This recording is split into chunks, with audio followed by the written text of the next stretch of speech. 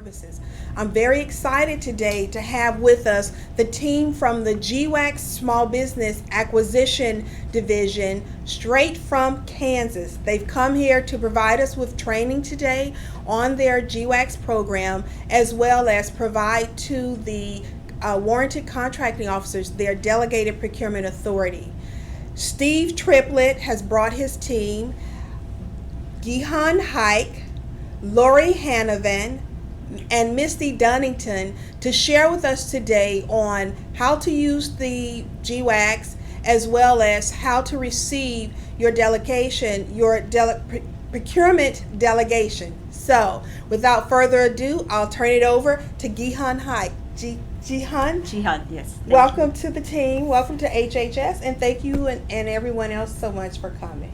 Thank you so much for having us today. We really appreciate this great opportunity to discuss GSA's GWACs here today. Again, my name is Gihan Hike. I am a business development specialist with the GSA Small Business GWAC Acquisition Division. But again, as a first speaker here, I'd like to really say thank you to Ms. Teresa Lewis for inviting us to present GSA GWACs, and also that our GWACs have been able to support many of the HHS Health and Human Services big IT mission critical projects over the years. With that, I'm going to advance to the next slide. I'm going to start off with an introduction to our organization, who we are. We are part of the GSA's Center for GWACs Programs, and it consists of two divisions, acquisition divisions. The first one, Small Business GWAC Acquisition Division, we are part of that team from Kansas City. We manage exclusively a diversified portfolio of 8A, small, and service-disabled veteran-owned small business, or SDVO, set-aside contracts. And the other division called Enterprise GWAC Acquisition Division, they're located in San Diego. They manage the GSA's other than small contract called Alliant. So this is a 2-hour training. We have a full agenda. I'm gonna go over some objectives of this training and GWAC program responsibilities and how you can access our contracts.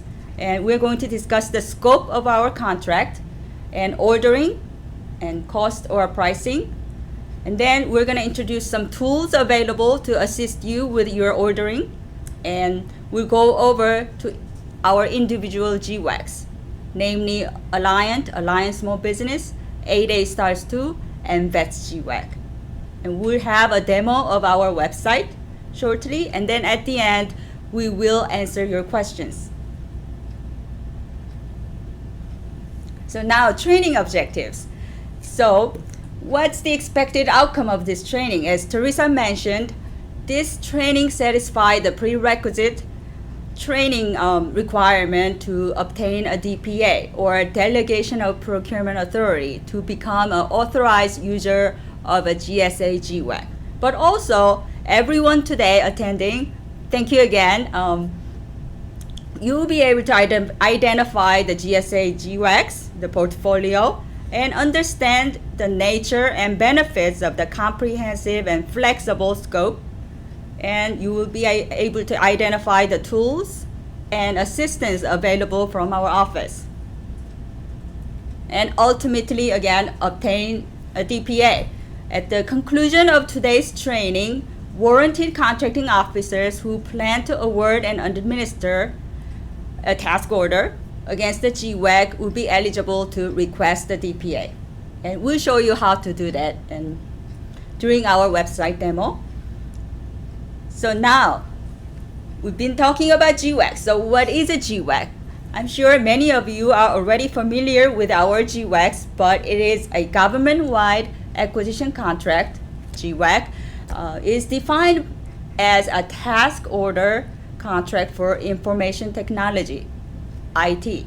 Specifically, GSA GWACs are for information technology services or services-based solutions. These GWACs are established by one agency for government-wide use.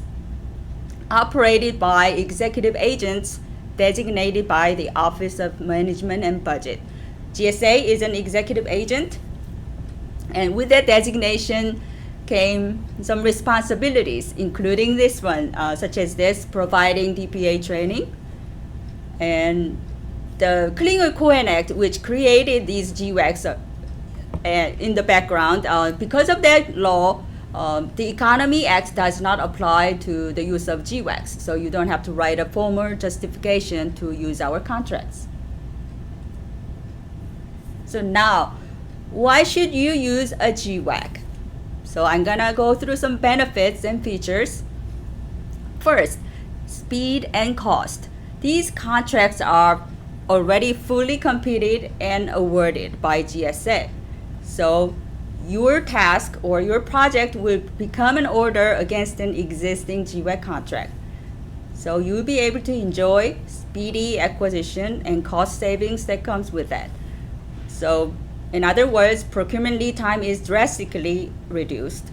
And flexibilities. Agencies, Health and Human Services can issue a GWAC order using your own acquisition staff, or use a contracting services organization such as GSA's Assisted Acquisition Office, or there are many other agencies that do offer that service.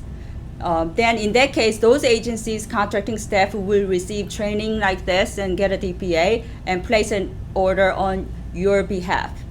And the third one, wide range of contract types. We have a full gamut of contract types available to meet any acquisition situation you may have. So fixed price, cost reimbursement, time and material, and labor hour contracts, or you can even use a hybrid of these types. And low fee at the bottom there on the slide, the contract access fee, or CAF, is currently at 0.75% or 0.0075. That is applied to the total invoiced amount, or the total price for contractor performance that is billed to the government and paid by our contractor directly to GSA, funding our GWAC's operation and part of doing business with us, with our agency GSA. And next slide, additional GWAC features. Worldwide geographic coverage. GWACs may be used for IT solutions needed anywhere in the world from a highly qualified industry partner pool. GWACs provide access to a premier industry partner pool, which has gone through already a stringent evaluation process that GSA had established to award these contracts. So you can really expect high quality proposals from our industry partners. And since I'm representing the Small Business GWAC Acquisition Division, I'm proud to say your agency will be able to acquire total IT solutions from our industry partners, but also HHS will be able to earn socioeconomic credit. And limited protestability, the last one but not the least, should give some peace of mind. GWAC orders are not protestable up to $10 million, except on the grounds found in the FAR, that is that it exceeds the scope of the contract, period of performance, or maximum dollar value of the contract, the master GWAC. So now we're going to talk about GWAC program responsibilities. So I mentioned earlier about our executive agent designation given by the OMB. A lot of these responsibilities have to do with that executive agent designation. We really want to make sure that our GWACs are used appropriately. In other words, we want these contracts to be used for IT services or IT services-based solutions. Because of that, such as this training, we advise customers and also our contractors on proper use of our GWACs. So we conduct DPA training and issue DPAs to our ordering contracting officers. We do outreach and education, and we also hold regular program meetings with our GWAC contract holders so that they're up to date with any policy changes, and also they understand their contracts so that they can market correctly to our customer agencies. And we do perform risk mitigation and contractor oversight. This is an optional service, the pre-award scope review service we offer, which is very popular amongst our users. So we can look at your statement of work or statement of objective to see if your project can be a good fit with one of our GWACs. So that is one way to risk mitigation method, and we also monitor subcontracting at the basic contract level. Since we are managing all small business set-aside contracts, we all know our primes have to do at least 50% of the work, and we monitor that at the GWAC level. Next slide. Again, we manage contract compliance. So I mentioned about pre-award SAL review. We also look at all our tasks afterwards. So our customers, after placing an order, they send us a copy of the order, and we want to make sure those orders were in scope. And reporting responsibility. We have some reporting to do to the Office of Management and Budget. A lot of those reporting items are about task orders. A lot of task order statistics, including these listed here. And when our GWACs expire, we do contract closeout. So now, let's talk about how you can access our GWAC. I already kind of mentioned about it, but so before accessing a GWAC, what is an interagency acquisition? I think this is a good time to discuss interagency acquisition, because it is important to know how our GWACs fit into the context of this interagency acquisition. So use of another agency's contract, be it a GWAC or multiple award schedules or just simply schedules, or FSSI, Federal Strategic Sourcing Initiative, or Smart Buy. So use of those contracts falls into this category, interagency acquisition. Additionally, using another agency's contracting services such as GSA's AAS, Assisted Acquisition Office, or Department of Defense, DISA, or I can't think of other agencies, but GovWorks, yes. So those agencies falls into interagency acquisition as well. So what the OMB memorandum, which I cited at the bottom there, improving the management and use of interagency acquisitions, what can be presumed? Agencies can presume that direct acquisitions made by qualified individuals are in the best interest of the government if the vehicle was established under the FSSI, the FSS program, the Smart Buy program, or GWACs. And the next, determination of best procurement approach, also known as best interest determination. So best interest determinations are required. The contracting officer can make this as a separate document or part of their acquisition planning document. But what OMB said is, you can find actually more information, I'm sorry about that, in page 4 and 5 under best interest determination. In that same memo, improving the management and use of interagency acquisitions, is that you will basically document the suitability of the contract, in this case GWACs, or the cost savings of your action.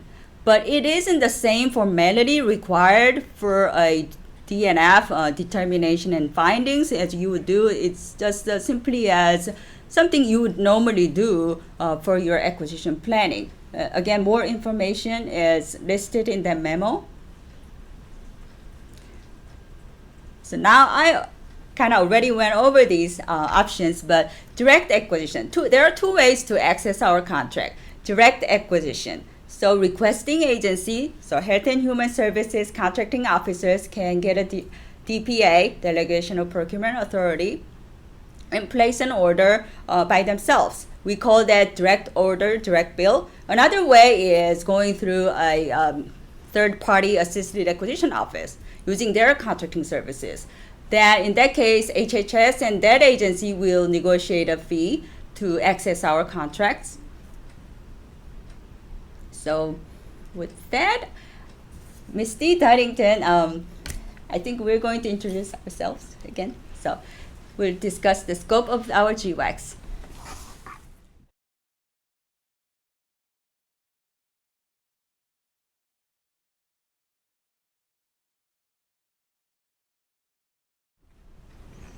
Good afternoon, everyone. I'm Misty Dunnington. I'm the 8A Stars 2 Contracting Officer.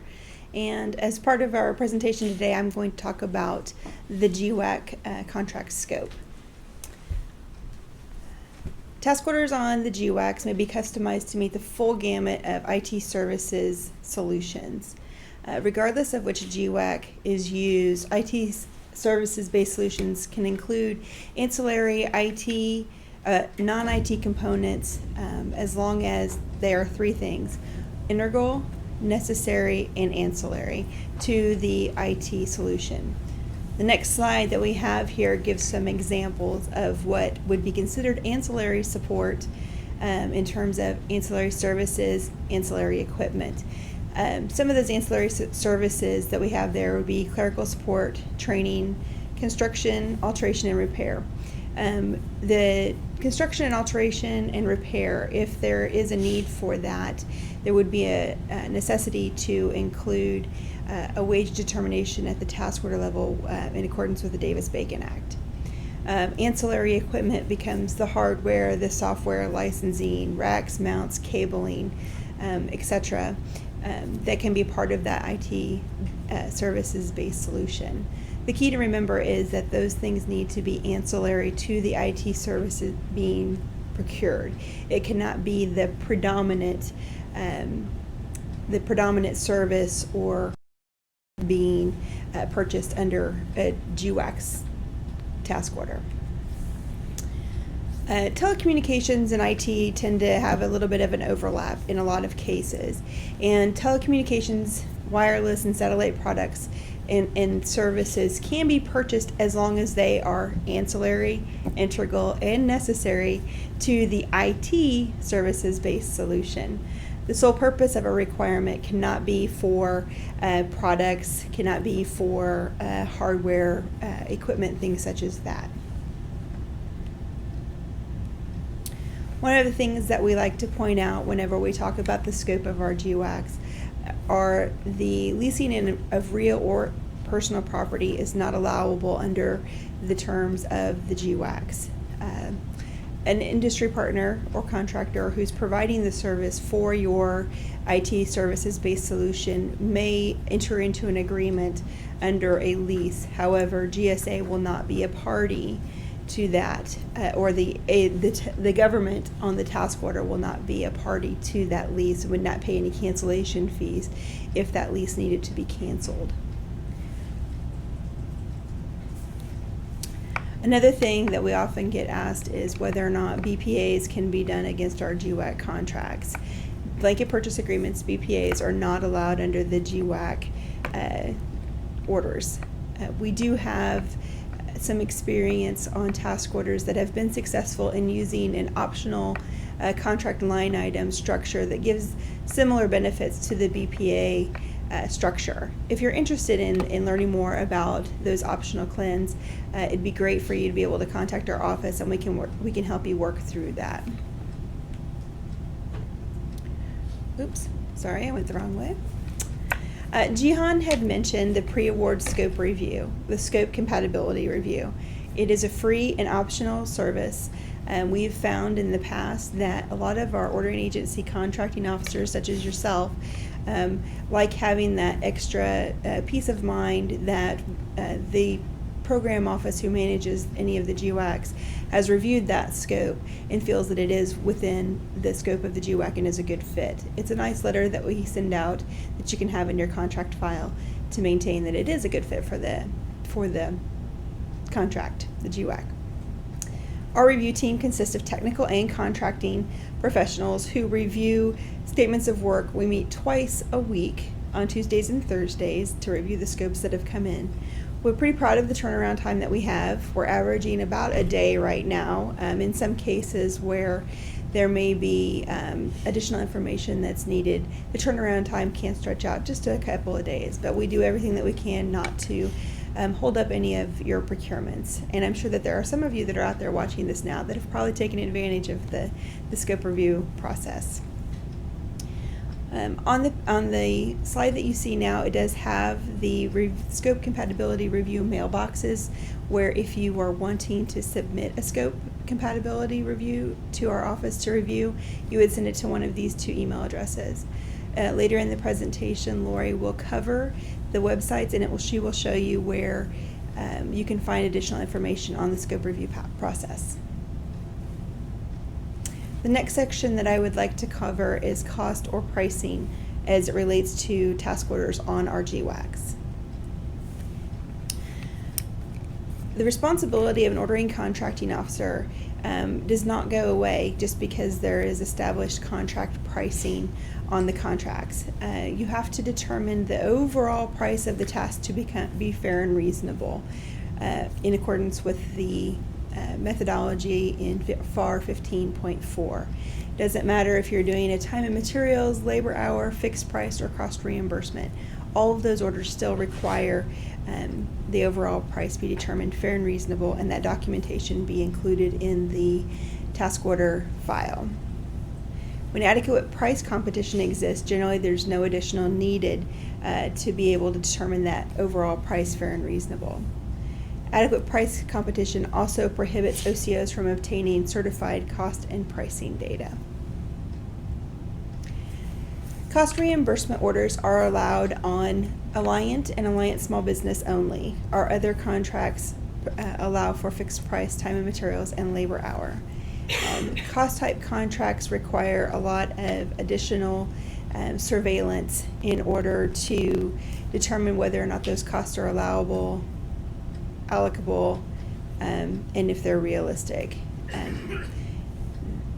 There should be a cost realism report and analysis, DNF, performed on each of the quotes that come in under a task order for one of the GWACs and documented to the task order file. I mentioned time and materials and labor hour contracts. Task orders are allowable on all of our GWACs. The basic contract provides the fully burdened labor rates within the continental U.S., and they apply to T&M and labor hours only. Subcontractor rates were not evaluated as part of the GWAC contract awards. None of the GWACs have rates on the contract currently for foreign work areas. The rates for those areas, if they choose to work in an area outside of the United States, the pricing follows the Department of State guidelines for the pricing. We have found that the rates that are on the contract that are listed do help provide assistance in helping develop an independent government cost estimate. The hourly labor rates that are on the contract are fully burdened, and they are ceiling rates. There may be some instances where those rates may be deviated from. We don't want to see them exceeded except for in some very rare circumstances. If your organization has a need for a special skill set that's not considered as part of one of the existing labor categories on the contract, then you have the opportunity to require that skill set uniquely to your task order. If you have an area such as a foreign work area, that's another way that you can look at different pricing, as well as if you have a need for advanced security clearances. Those are some examples of instances where the existing ceiling rate could be exceeded on a task order. Any of those rates that exceed the hourly labor rates or propose a specific skill set that's not included would need to be explained by our industry partner whenever they offer that proposal to your task order. This next slide kind of gets to that special skill set and that unique professional skills. The labor categories have a definition on all of the contracts. However, we cannot be all inclusive in all of our, to encompass all the work that could be done under one of our contracts. So if you find that on your procurement you have a unique skill set or a professional skill that's not included, you do have the prerogative to add that at the task order level. However, you as the ordering contracting officer are the determining authority on the reasonableness of that price. All of our contracts include the time and material and labor hour provisions. You would want to select one of the three that are here on the slide for the appropriate task order type, whether it be time and materials with non-commercial procedures, with or without adequate price competition, or that time and materials with commercial item acquisition procedures. With that, I would like to turn it over to Lori Hanovan to go over the GWAC ordering.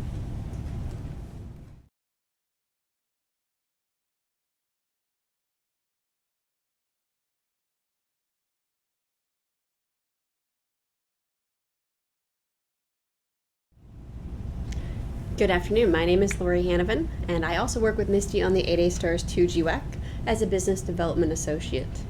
Today I'm going to talk to you about the GWAC ordering process, and a little later on I'm also going to demonstrate our website for you. The GSA GWACs fall under Fair Opportunity within FAR 16.505, which means that all the vendors within the contract need to be provided a fair opportunity to compete unless there is an exception to fair opportunity, or perhaps in the case of 8A Stars 2, where you may be issuing a directed task order award up to $4 million, including options. We'll talk a little bit more about 8A Stars 2 later in the presentation. On this slide you will see the exceptions of fair opportunity. I'm sure you're very familiar with them if you are a contracting officer, but those are the exceptions such as urgency, only one provider can provide this type of service, or a logical follow-on. When using an exception to fair opportunity, written justification and approval is required, so you do need to document that you are doing an exception to fair opportunity when using the GSA GWAC program under FAR 16.505. And there are some posting requirements for those task orders that are above the simplified acquisition threshold when using one of those exceptions to fair opportunity. When placing an order against the GSA GWACs, the OCO has broad discretion how those task orders are placed. Again, you must provide each contractor fair opportunity under FAR 16.505, unless we're talking about the 8A Stars 2 GWAC. When providing fair opportunity, essentially that means that all vendors within that particular vendor pool of that contract are provided an opportunity to bid on that contract. While that may sound a bit overwhelming, just to let you know, the average number of proposals we receive on any type of fair opportunity competition is between 6 and 8. So it's not a large number of proposals to be expected to be received. So when using the GSA GWACs, that is the basic expectation for you is between 6 and 8 proposals. Of course, when we talk about something a little bit later on the presentation, you have the opportunity to do something called a multi-phased approach, which is identified in FAR, wherein you ask vendors in the first phase to opt in, and then in the second phase, those who've opted in receive a full copy of the request for proposal. You are allowed to use those streamlined ordering methods, such as this multi-phased approach as identified previously. Oral proposals may be utilized if you prefer to have the vendors come in and do a final oral proposal presentation for you. And then, of course, as I mentioned, the multi-phased approach, which does allow you to identify those vendors that are interested in receiving that final copy of the RFP and will likely be the proposals on the contract for the task order that you are requesting proposals for. For task orders exceeding $5 million, there are some additional items to note here. A notice of the task or delivery order must have a clear statement of requirements. So you do need to have a statement of requirements that identify what it is that you are proposing and requesting proposals for this requirement. You must give them a reasonable response period. We don't have a set number of days, but something that you put out there that is very detailed cannot be a 3 to 5 day response time. So we ask you to give them a reasonable response time that would allow them to provide you with a quality proposal. And essentially that's what we all want to see, is a quality proposal back from the vendors that helps you then make a determination in the best interest of the government. You also must disclose the significant factors and sub-factors, including cost and price, that you will be evaluating in the process of awarding that task order. And where the award is made on a best value determination, a written statement documenting the basis for that award is required. And you must give those vendors, again, exceeding $5 million in a task order award, an opportunity for post-award debriefing.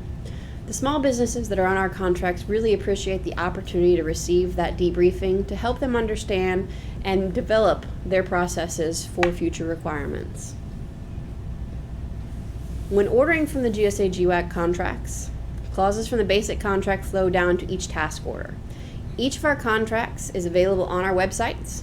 So when you go to the website for 8A Stars 2, for example, you will actually see the full contract, including terms and conditions and clauses, so you can determine which are already included, and you may also include others at the agency task order level, as long as they do not conflict with the overall master contract. When placing an order against the GSA GWACs, no subcontractors were evaluated as part of the prime contractor awards. This does allow them to have flexibility in partnering with subcontractors and in creating a solution that best fits your requirement. Contractors must be in compliance with FAR 52-244-2 and FAR 44.2. I will now talk about some of the tools for ordering offices that the GSA GWACs provide. First of all, our GSA GWAC websites are very helpful. They provide a lot of information to a customer agency on how to use the GSA GWACs. So you'll see that we have a GWAC overall main page, which is gsa.gov/GWACs. You'll also see that we have sites for 8A Stars 2, Vets, Alliant, and Alliant Small Business. As I mentioned, on each of those sites, you will have a copy of an ordering guide, which helps you through the process of placing an order on each contract, and a full contract copy, which includes those terms and conditions for each contract. And you'll also be able to see a list of the industry partners that are on each contract, as well as pricing for each of those contractors. That is identified as ceiling pricing for each of their awards. Some additional tools for ordering offices. As I mentioned, several of these are the items that are listed on our GSA GWAC websites. So you will see, again, the information on the contract as far as pricing, contract library, ordering guide, etc. But you'll also see two of the things that were mentioned previously, which is access to our scope compatibility review request. When you send in your statement of work, our contracting team will take a look at it and give you the feedback to let you know if it's a good fit for the contract, as well as provide any additional comments that they may have on that. Again, it's a free service. It is not required, but a lot of individual agencies have found that it's a really good thing to have, especially for their audit file, so that if there are any questions later on, GSA also made a determination that they found it to be a good fit for the contract. Another item that we will assist you with is small business research. So if you want to identify if one of the small businesses on our contracts have a particular industry credential or experience with a type of project, we will help you either craft that, or we can send it out on your behalf if you would prefer to remain anonymous. We've done this for a number of agencies just to help them identify the vendors on the contract, have a capability to fulfill that type of requirement. An additional tool for ordering offices is GSA's eBuy. I don't know how familiar you are with GSA's eBuy, but it is an online request for quotes tool that is also used by GSA schedules. Essentially, you can issue your RFP on GSA's eBuy and receive your quotes electronically from the vendors on that particular contract. eBuy can also be used as an RFI tool if you would like to send out your request for information, your market research, to the vendors on the contract as well. It does allow you to store that information electronically, and it does store that for up to 7 years. So you will have that data in there as far as the quotes that you received and the information that was provided from both the vendor and yourself. I will now go into some of the basic contract information. I will be starting off with the 8A Stars 2 GWAC, and then Jihan and Misty will talk further about our other contracts. I am most familiar with 8A Stars 2, having started with GSA and working on the 8A Stars program, which has expired at this time. We began building a business case and developing 8A Stars 2. 8A Stars 2 was awarded in August of 2011 with a 5-year base and then a 5-year option. So So we are currently right now in that first 5-year base period, which ends in August of 2016. The program ceiling for the contract is $10 billion. So all task orders adding up to $10 billion would be the maximum ceiling for the contract. Right now, we're at about $1.5 billion. So we definitely have a lot more room and several years to go on this contract. I did want to mention, though the contract is a 5-year base with a 5-year option, task orders awarded prior to the very end can extend for 3 years after that. So you're looking at a long-term solution that will allow you to have task orders that go through 2024.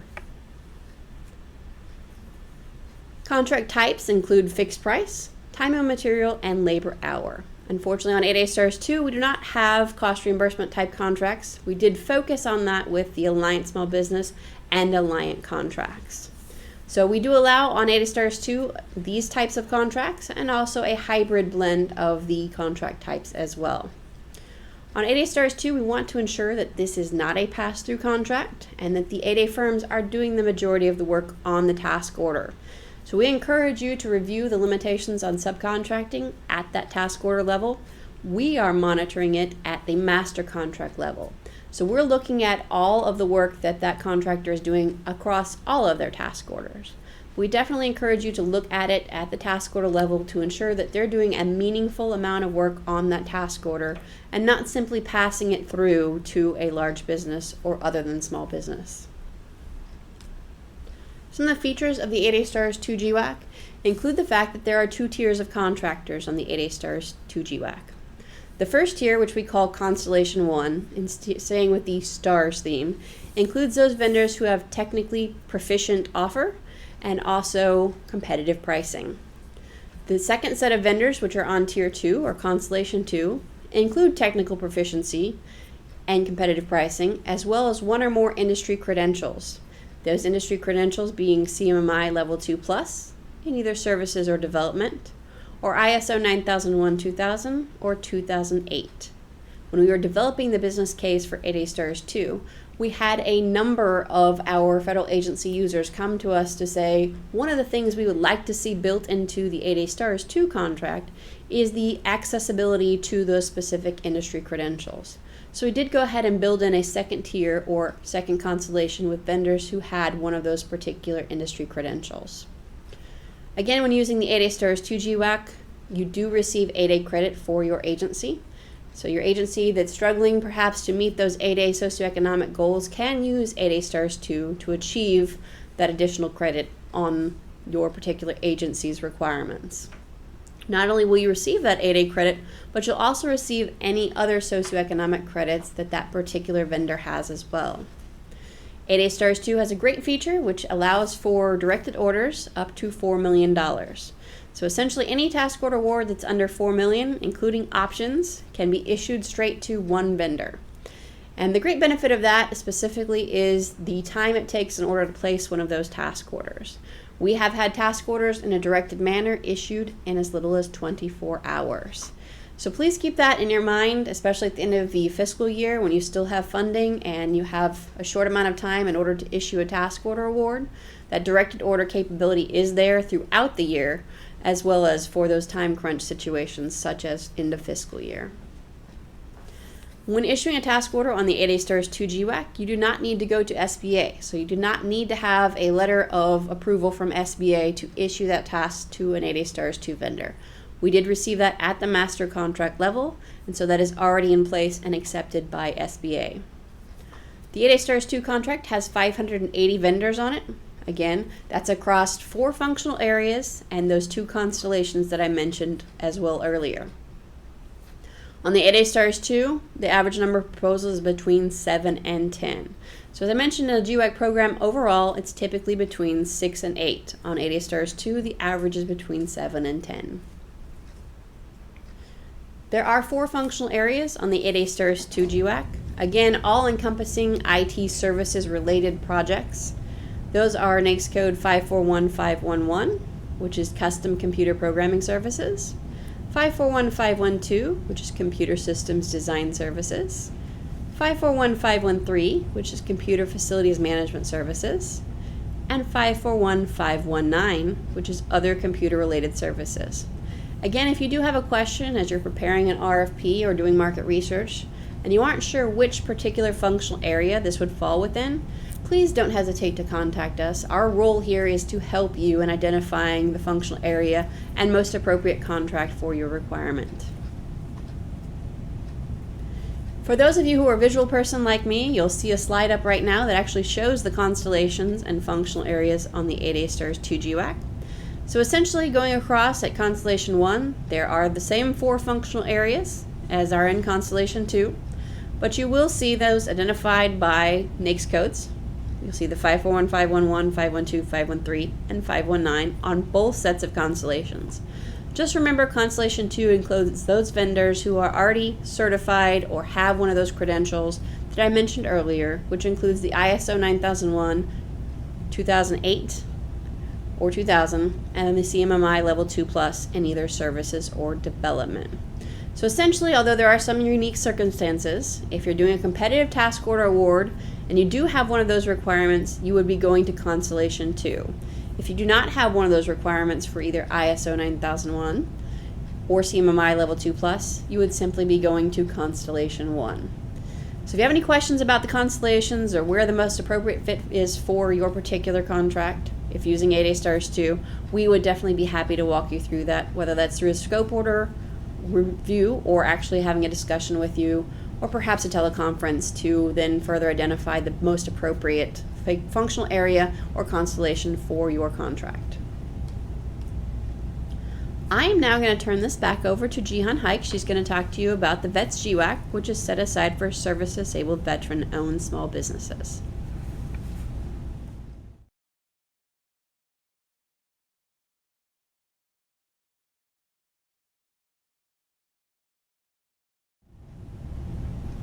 Hello again. Thanks, Lori. So now I'm going to go into some VETS GWAC specifics. VETS stands for Veterans Technology Services. It is a services or services-based solutions contract for service-disabled veteran-owned small businesses, or SDVOSB. In October 2004, the Executive Order 13360 was signed, requiring all federal agencies to do certain things listed in that memo. So all federal agencies were required to make progress on their goaling. In addition to other agency-specific requirements, one of the GSA's specific items to do was to create a GWAC set aside for this specific socioeconomic category, SDVOSB group, to assist agencies to improve their progress toward the 3% SDVOSB procurement goal. And just like 8A Stars 2, this was competitively awarded IDIQ, indefinite delivery, indefinite quantity contract. So now there are 2 functional areas or scope areas. So these both encompass 6 IT NAICS. Those codes are listed on the slide. So these functional areas or scope areas are not divided by the type of work, well, they are divided by the type of work, not by the NAICS codes for the work, because these both functional areas cover 6 NAICS codes listed there. So if you are dealing with ongoing IT operation or maintenance, that falls into FA1, and generally speaking, new IT project falls into FA2. And also, if your project is an equal or a nearly equal split, you can use both functional areas. But if you're not so sure which functional area to select for your prospective project, you can also use the previously mentioned pre-award scope review service that we offer to select the most appropriate scope area. The VETS GWACs program ceiling is $5 billion. Again, just like 8A Stars 2, all vendors on VETS GWAC share that ceiling amount. Currently, the obligated value on this contract is about $1.6 billion. Now, the term of basic contract.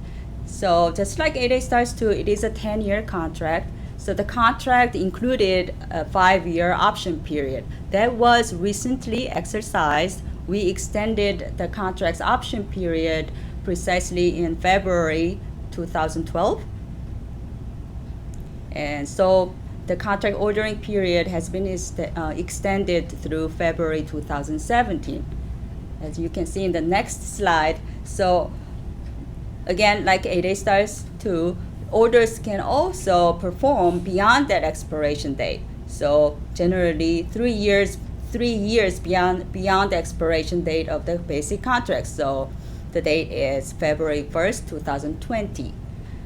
There are 3 main contract types allowed under the GWACs GWAC: fixed price, T&M, time and materials, and labor hour.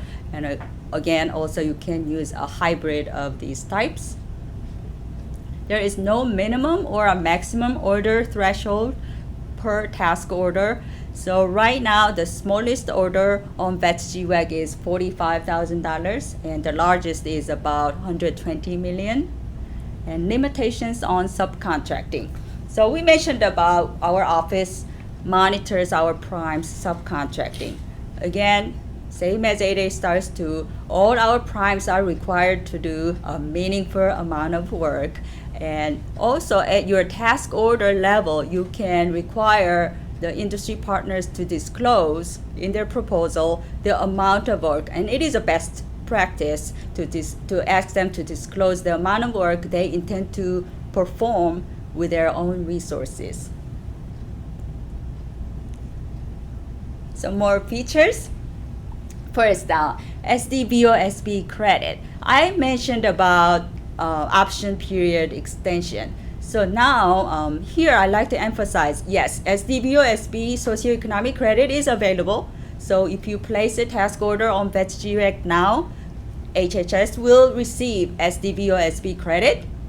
But for some of the older orders though, at the option period, as with all other long-term contracts, our industry partners had to re-represent their size. So some of them had a very successful base period, so now they are coded as other than small or large. So currently, Functional Area 1, for example, we have 21 industry partners. Functional Area 2 has 20 vendors. 9 in both areas are coded as large. So if you are responsible for an older task order already placed on GWACs GWAC, it is advisable to monitor and keep that in mind.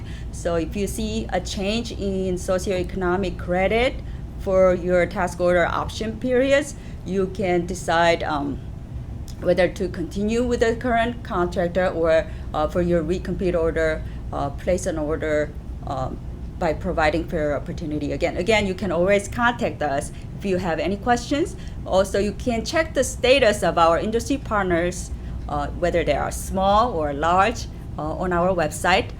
That is www.gsa.gov/vets and click on industry partners.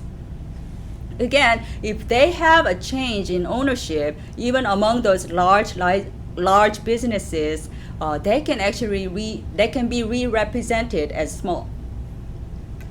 And the second bullet there, again, this contract was resulted from the Executive Order 13360, and flexible teaming arrangements. All our GSA GWAC primes can subcontract to anyone, large or small. But there is also, as a small business set aside, SDVOSB primes on GWACs GWAC are subject to that subcontracting limitation. But there is a special provision for this group, so I wanted to mention it here on this point. If SDVOSB share the work or sub out to other SDVOSBs, that amount of work is not counted against that limitation, which adds further flexibility in teaming, and they can create a total solution for you with working with a very large number of their kindred and other SDVOSBs.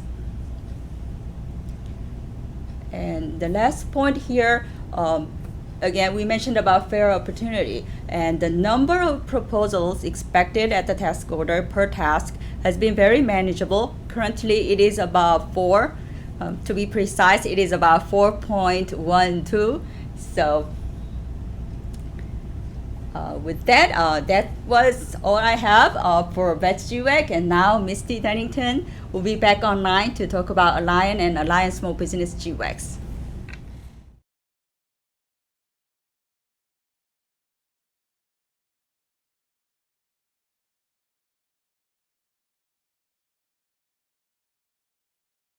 We couldn't leave today without talking about Alliant and Alliant Small Business, the other two GWACs in the GWAC family within GSA.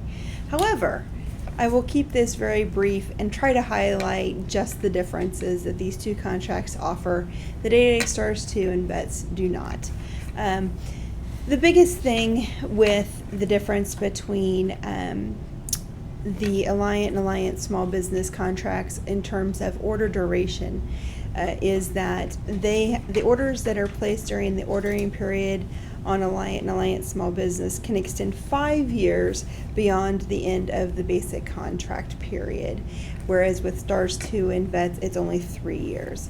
That's the last section on this table that you see on your screen now. They are both, as of today, in their 5-year option period. Today was the beginning of the 5-year option period for Big Alliant. As we mentioned before, Alliant and Alliant Small Business offer the ability to do cost reimbursement task orders.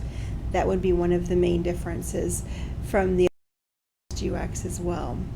You'll see here that Alliant and Alliant Small Business do have minimum order thresholds. Under the large Alliant, the minimum order threshold is 1 million.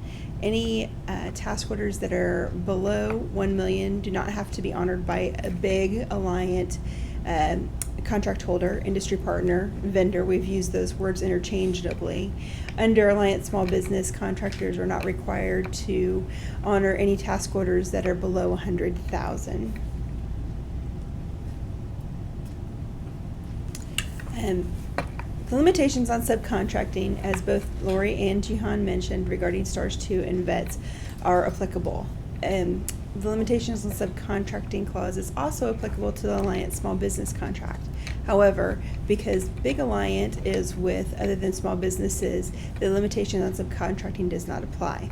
However, because it is with other than small businesses, Alliant is required to have a subcontracting plan in place, and they report their subcontracting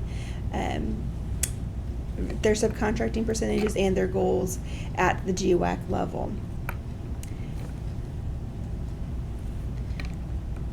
On the next slide, we talk about security facility clearances.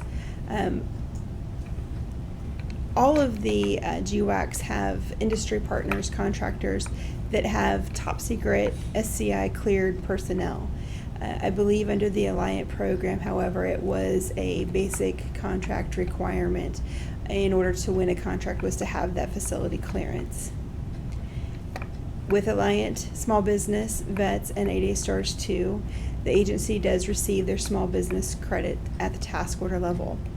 Small business credit is not available on Alliant, Big Alliant, Large Alliant. You can see here the number of GWAC contract holders varies from contract to contract, with Alliant having 58 and Alliant Small Business having 68. Another unique feature of Alliant and Alliant Small Business is that the scope was not aligned specifically with NAICS codes in mind. The contracts themselves have one overarching NAICS code of 541512. However, the scope for Alliant and Alliant Small Business is aligned with the Federal Enterprise Architecture as well as the Department of Defense Enterprise Architecture. With a smaller number of industry partners on the contract, you can see here the average number of proposals that are received for competitive task orders for Alliant and Alliant Small Business is 3 and 4 respectively. That was a quick brief jump into Alliant Small Business. With that, Lori's going to come back up and walk you through some of the GSA websites, and we'll be getting to questions very soon.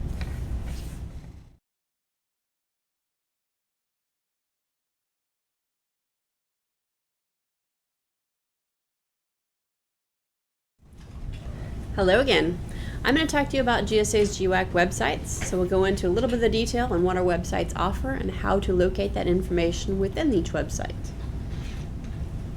This is a screenshot of our Alliant GWAC website. All of our websites are very similar in the fact that on the left-hand side, you'll see some of the information I mentioned earlier, a frequently asked questions section, that list of our industry partners with their contact information, an ordering guide and document library, which includes that full contract copy, and then of course pricing. So you'll see all of that information on the website, and then in the middle of the page, of course, you will see some of the general information, what the contract's purpose is, some of the information on the ceiling pricing, the period of performance, etc. On the top right-hand side, there's information on how to contact our help desk team. Our help desk team actually helps us to refer the question to the most appropriate one of our team here within GSA's GWACs. So if you have some additional questions on the 8A Stars 2 GWAC, VETS, Alliant, or Alliant Small Business, they can help you navigate that. We'll also provide our own individual contact information for the Small Business GWAC Center and the Enterprise GWAC Center at the end of this presentation. On the next slide, that's actually the ordering guide and document library section I referred to, where you'll actually see such items as the ordering guide and contract. We have some sample statements of work if you're getting started on a new project and need a sample statement of work to begin developing your requirements. We actually also have marketing materials. Typically, one might think those are for our industry partners, but they're also beneficial for our customer agencies when you all discuss amongst yourself the most appropriate action to take for this particular requirement you're looking at. You might want to pull out those brochures and informational resources to see the highlights of our particular GWACs and the features and benefits they each provide. This is the general GWAC page, and the reason we bring this up to you is just to let you know that there is an overview page that can get you to each of our sites. It is also the home for our GSA GWAC dashboard. The dashboard is actually a website that allows you to manipulate data, pull a data feed, and create your own filter to identify the usage of 8A Stars 2, VETS, Alliant, and Alliant Small Business within the GSA GWAC program by federal agencies. So you can actually use this to research what your agency has used the GSA GWACs for and which particular bureaus over the last 10 years that we have operated the GSA GWACs since 8A Stars established in 2004. So this is very helpful information for you if you're trying to determine, have someone in our agency identified, used the GSA GWAC program in the past, and we can even help you dig a little bit deeper into that information if you want to know a specific contact person who has that delegation of procurement authority already within your organization. But hopefully a lot of you are on this call today and in this webinar to achieve and receive that delegation of procurement authority, which will then allow you to use the GSA GWACs yourself. So just a summary and a quick wrap up on the GSA GWACs. Essentially, just a reminder to you, these are for IT services and IT services solutions. So that does allow you to use this for those IT service projects and again some of those ancillary items as Misty mentioned before to create a total IT solution. We do have a premier and pre-qualified pool of contractors who've gone through a lengthy process in order to be awarded one of the GSA GWAC programs. Our contracts allow for flexible, easy to use contract types that allow you to use those streamlined methods to issue a task order award on any of our contracts. And of course we have a full spectrum of contract types from the time and materials, labor hour, fixed price, and cost reimbursement. Again, cost reimbursement being on the Alliant and Alliant Small Business GWAC. Again, socioeconomic credit is available to the agency when using one of our small business set-aside GWACs, such as 8A Stars 2, VETS, and Alliant Small Business. The contracts have a limited protestability. I know it's not something we went into depth about, but it does provide limited protestability under $10 million for such items as scope, the period of performance, and the maximum dollar value threshold of the master contract. So it's very limited on the actual types of protests that can occur under $10 million. If you have any questions about that, we would again be happy to discuss that with you on a one-on-one basis with regard to your project. Again, we always encourage you to contact our GSA GWAC team. We have a group of exceptional contracting officers who have been doing IT procurements for years, who are happy to help you in identifying your particular requirement questions, as well as things that may come up during the exercising and the actual performance of that contract. So the next steps for those of you who are a warranted contracting officer who have completed this training today is to go to request your Delegation of Procurement Authority. Essentially, the Delegation of Procurement Authority is a letter from GSA's GWAC program that provides you with delegation of authority, procurement power to issue task order awards against any of our contracts within the GWAC family.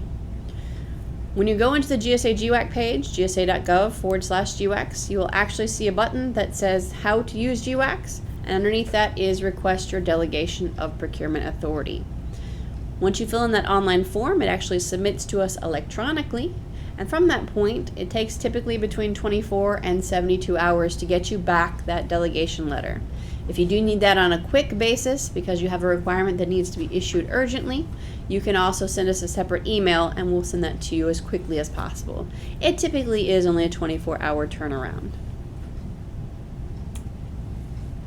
There's actually a website page here, Request a Delegation of Procurement Authority, which is actually a DPA, that you can request that Delegation of Procurement Authority online. And that actually includes information such as your first name, last name, agency, etc. Ms. Lewis may discuss later the fact that we are asking for, when you signed in, that you filled out some of this information. So you may be able to get a Delegation of Procurement Authority by simply completing the registration today. She will cover that in her closing remarks. On slide 69, the Center for GWAC Programs, we have all of our information here, including our phone numbers, as well as our email addresses for our scope reviews, and also to connect with our teams here within the GSA GWAC program. Before I finalize this, I just wanted to remind you that we at the GSA GWAC program are very happy and excited to be able to provide this training to you today. We are here to answer any questions that you might have, whether that's about a scope review, upcoming requirement, or processes and procedures on our particular contracts. And we are grateful that you attended today. We hope that you do request your Delegation of Procurement Authority in order to use the GSA GWACs in the future. And just as a reminder, we're always looking ahead. So anytime that you have any feedback for us as we begin the development for the next generation of our GWAC program, we would be happy and would love to receive any feedback that you have on the use of our GSA GWACs as we build and grow towards the future. I will now turn this over to Ms. Lewis, and then we will open the line for any questions that you might have.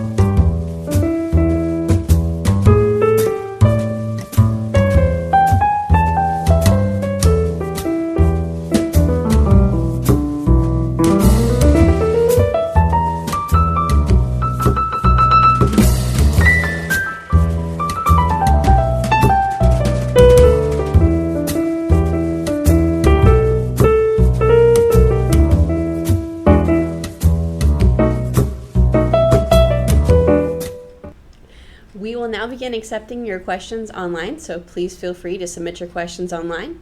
Ms. Lewis will be asking us the questions and we will be answering those for you, and then she will complete the wrap-up I mentioned earlier. So please feel free to submit questions at this time and we will be happy to address those. All right, so thank you, Lori, Misty, and Jihan.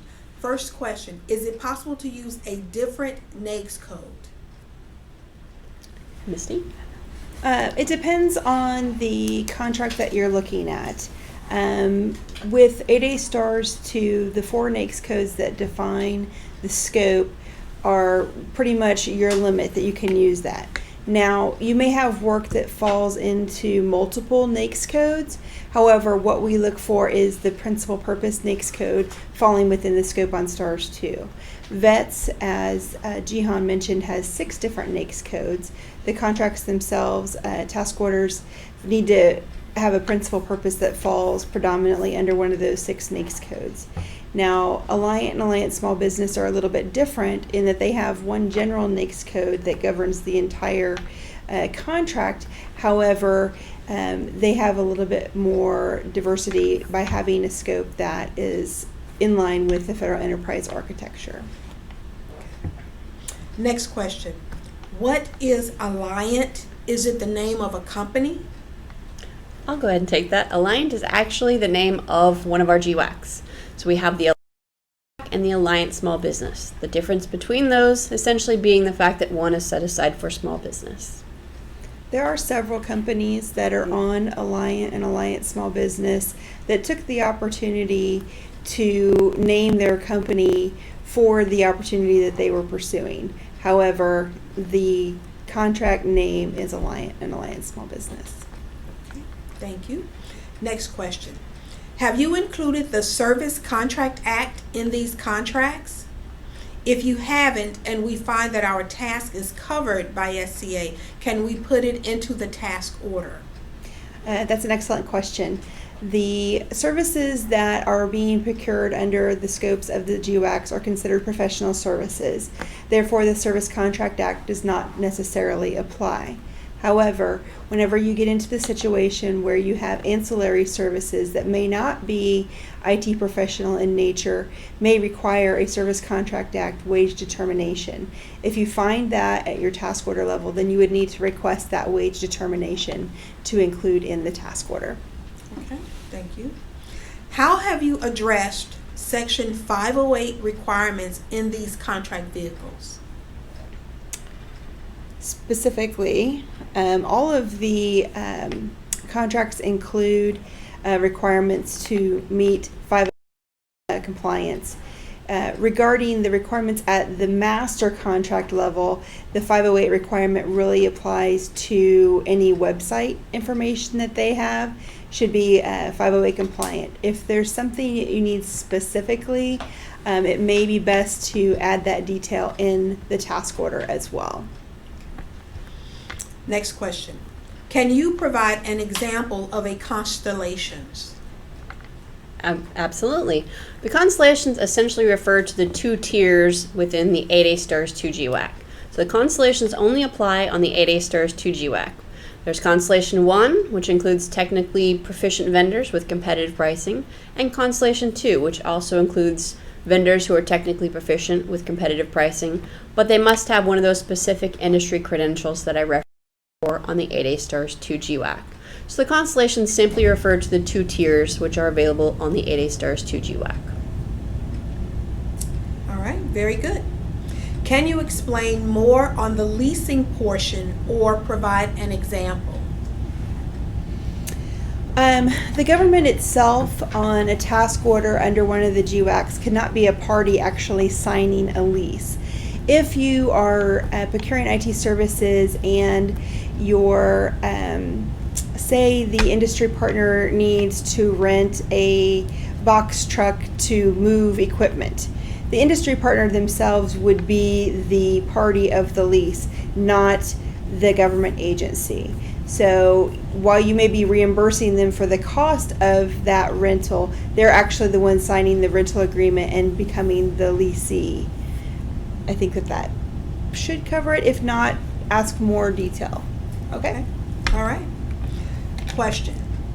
Is $10 million the limit for protest? Let's see. On an annual contract value or total contract value, including option years? That 10 million threshold applies to the total value of the contract. that's the short answer. And again, if it's above the threshold, 10 million, as with any other contracts, yeah, a protest can be filed at the GAO level. Okay. Next question. How is the small business size standard determined? All of the contracts themselves have the master NAICS code, 541512. The NAICS codes were then applied at that. The size status for that, which at the time of award was 25.5 million. I don't know if it's changed. I need to check that. But for STARS 2, the 4 NAICS codes, as they govern each individual functional area, all have that same size standard. So we based it on the NAICS codes. Okay. So the next question is, are there steps to receive the DP after we have taken the training? Now, Mr. You shared with them on, or was it Lori, shared with what the typical process is, and at the end of the Q&A, I'll share with them what we have come to an agreement on for today's event. Excellent. So more information will be provided on that in just a moment. Okay, so let me see if there are any other questions. Okay, we have a few more.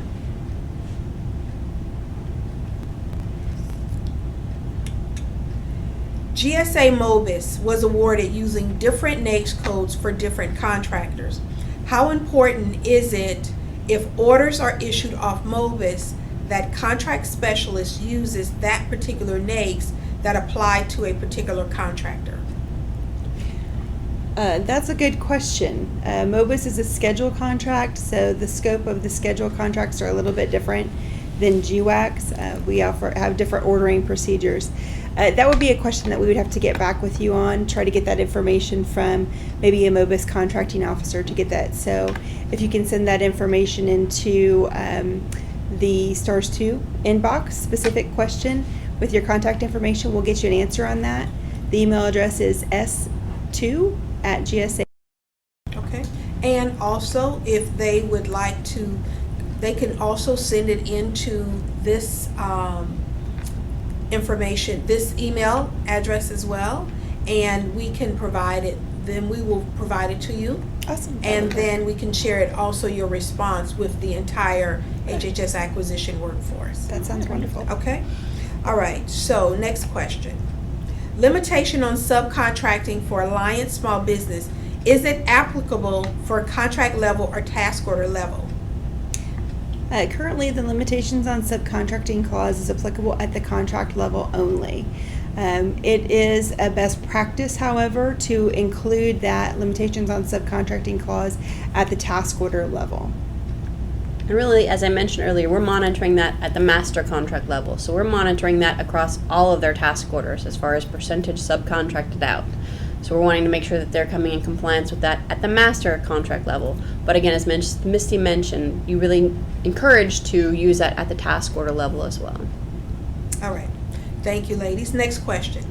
I understand that doing a BPA off the Alliant GWAC is not permissible. In light of this, what flexibility does the Alliant GWAC offer that is similar to Schedule 70? I'll start that and then I'll pass it over to Misty, but that is correct. BPAs are not allowed on the GSA GWACs, but we do have some flexibility in allowing optional CLINs, which creates a somewhat BPA-like situation on a order at the task order level, which allows you to bring in those extra requirements on a CLIN type situation.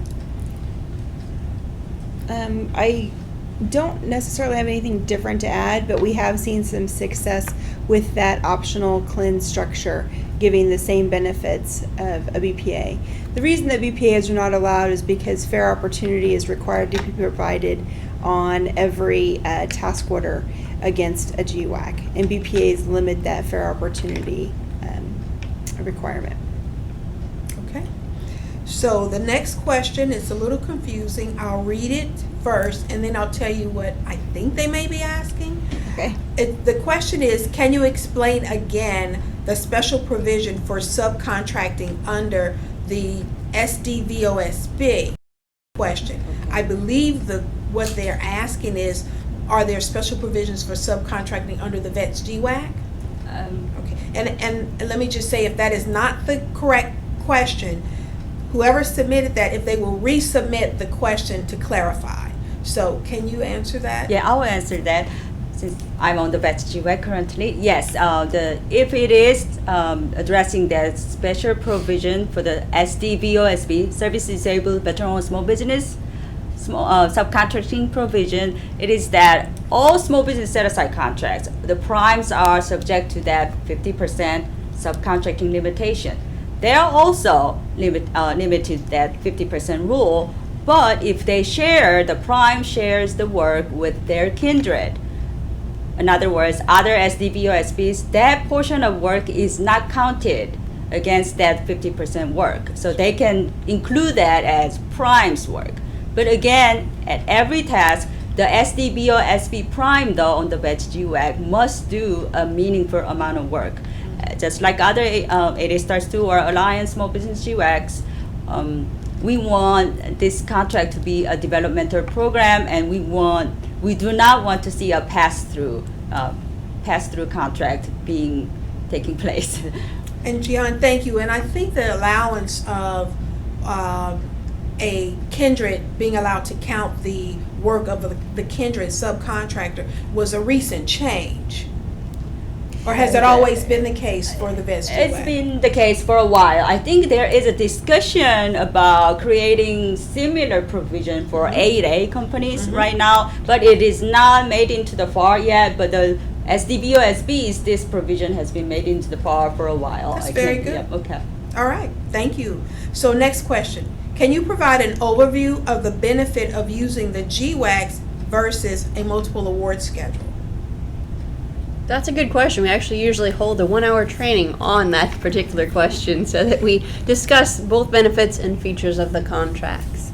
When you're talking about the contracts within the GSA GWAC, we've already, of course, done competitive pricing. We've done that evaluation on them. We have that pricing available on the website. There are a lot of similarities between the Schedules program and the GSA GWAC program.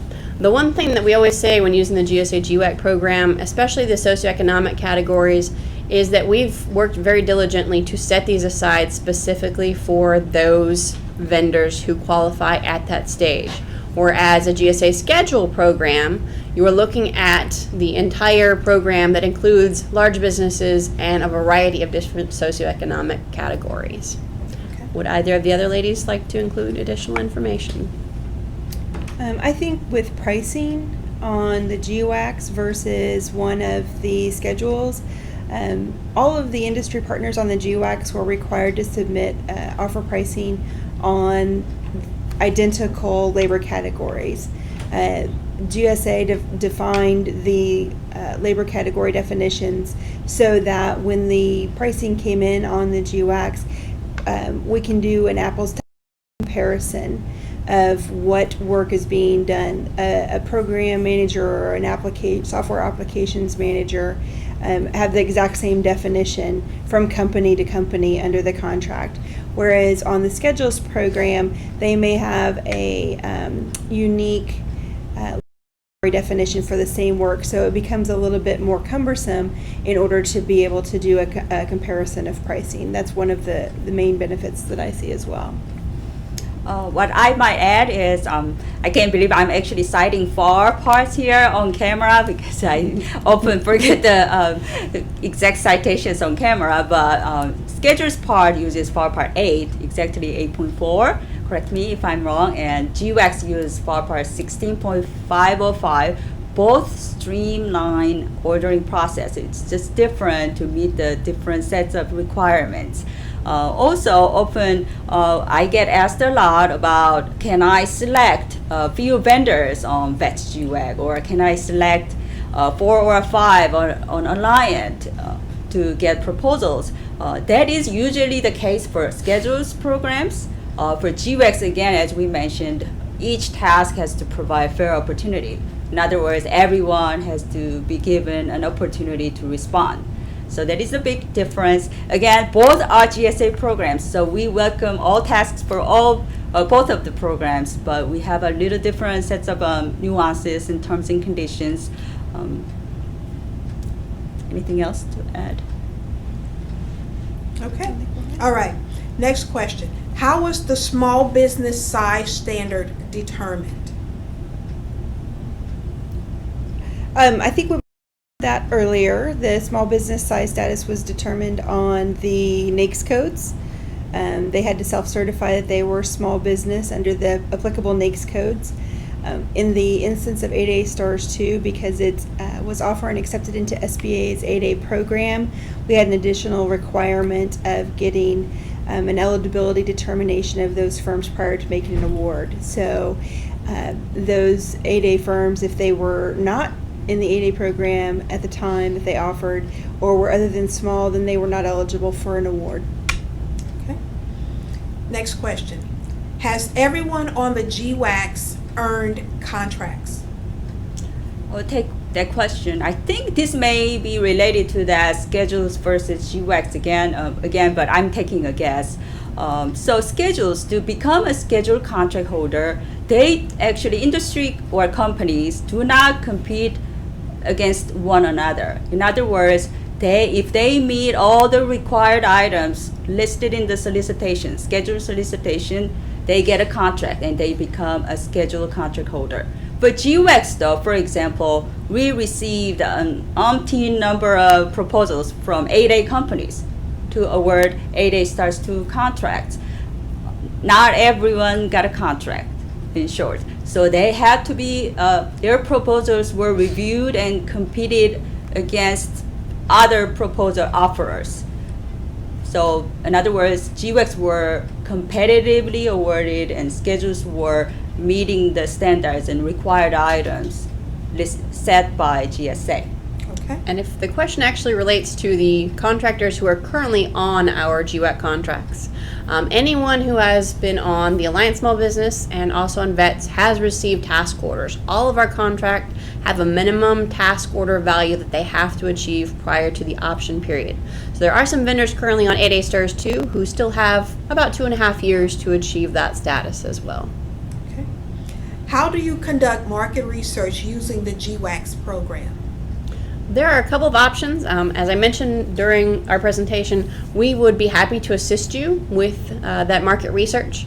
A lot of people use GSA's eBuy and simply click at the top of the screen, I'm doing an RFI, and that would actually send out the contents of your RFI, whether you attach documents or whether you simply provide us within the summary there, that goes out to all of those vendors, asking them to respond with the requirements that you've set forth, and to respond either through eBuy or an email address, whichever that you provide to them.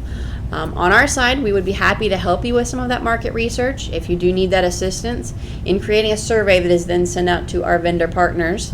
Typically, we use our own Google survey methods that brings back that information into an Excel document that we then forward to our agency customer. Okay. Next question. Per OMB M-09-25, high-risk contracting types such as time and materials and labor hours are to be avoided. Does GSA review the requirement, including any DNFs, and can an award be blocked if GSA disagrees regarding the contract type? I'll take that one. The time and material labor hour is a little bit different under the GWACs in that we have pre-established labor rates on the contract that are ceiling labor rates. They've already been determined fair and reasonable in that rate, in that aspect that they are ceiling rates. GSA in our office, we only review scope for compatibility purposes. We don't get into what I would say the weeds of approving or reviewing DNFs. That's an internal agency process that we leave to the agency, to whatever approval levels you need to go through. GSA itself is not going to block any award. If we hear of a requirement that we feel may fall outside of the scope of a GWAC, we may contact the ordering contracting officer or the program official for that task order just to discuss the requirement a little bit more to ensure that it is IT services. That helps that helps try to capture things up front so you avoid an audit later saying, why did you use an IT services based, contract to award, I don't know, bus service, something to that extent. So we want to maintain the integrity of the program. However, we do respect the authority of the contracting officer. It is your procurement. We're here to be your partner and not be an additional layer of approval that you have to go through. And I will say, just to add on to that, that's typically why we do this Delegation of Procurement Authority training. I know this does take away time from your busy work schedule, but doing this training helps us to help you mitigate that risk in using the 8A Stars 2, the VETS, the Alliant, and Alliant Small Business contracts by discussing exactly what types of services and service solutions are available on the contract. What happens if a vendor does not win a contract before the option period lapses? Good question. I'll give that one to Misty. We actually have a provision in the 8A Stars 2 contract where they must meet a minimum sales requirement. This was included in all of our pre-solicitation conversation and dialogue with the industry partners, as well as in the draft solicitation. So they're well aware that if they don't meet the minimum sales requirement, that their option is not going to be exercised. I believe at the current rate that we're at more than 50% of our Stars 2 industry partners have gotten task order awards and will have met that minimum sales requirement. And we really work with our industry partners. We want them, for all the work that they put into achieving and being awarded this contract, we want them to succeed. So we typically meet with our industry partners on a monthly basis, whether that's via webinar or in person, and we talk about things like preparing a quality proposal or their expectations when submitting proposals to federal agencies. We also talk about their marketing plans. From an industry partner's perspective, they need to understand how to reach federal customers and how to approach them in the best manner to meet your capabilities and to meet your requirements.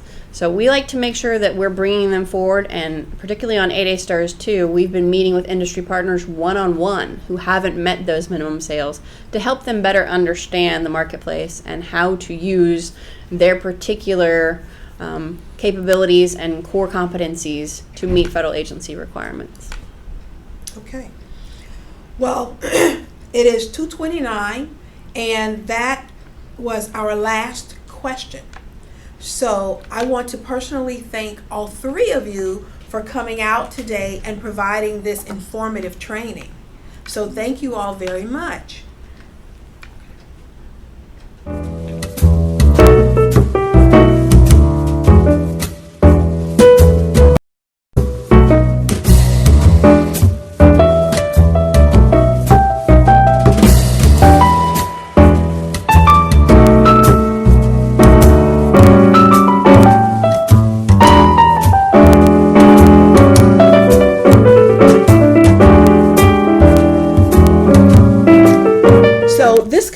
The training today on the GSA GWACs program from the Small Business Acquisition Division. I just want to thank again Ji-Hung,